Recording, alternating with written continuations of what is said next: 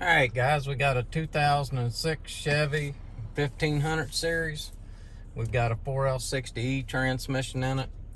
Customer called me and was complaining about the transmission not shifting right, holding out real long before it shifts. I just want to show you why it's holding out real long.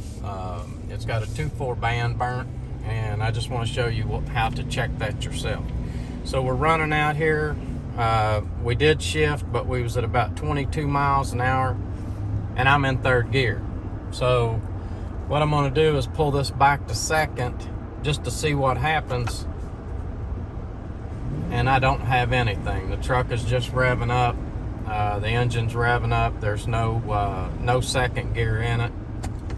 I go back to third, it shifts out, and we're pulling again. Now, when you run out, because that band controls fourth gear too, when you run out, you're going to notice our RPMs are higher than they should be.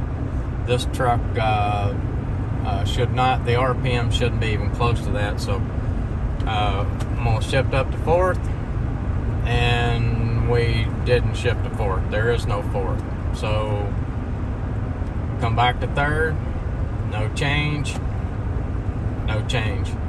So we know that fourth gear's out of it. We know second gear's out of it. So that points back to the 2.4 band.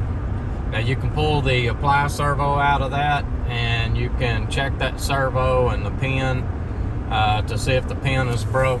But more than likely on a 4L60E, you're dealing with a burnt band. They are bad about burning out.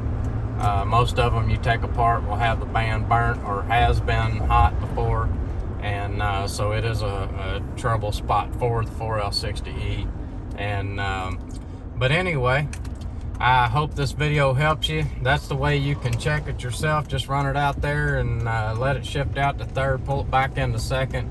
If it revs up, you know that the band is bad, and that you need to have that band replaced or the transmission rebuilt. So I hope this video helps you.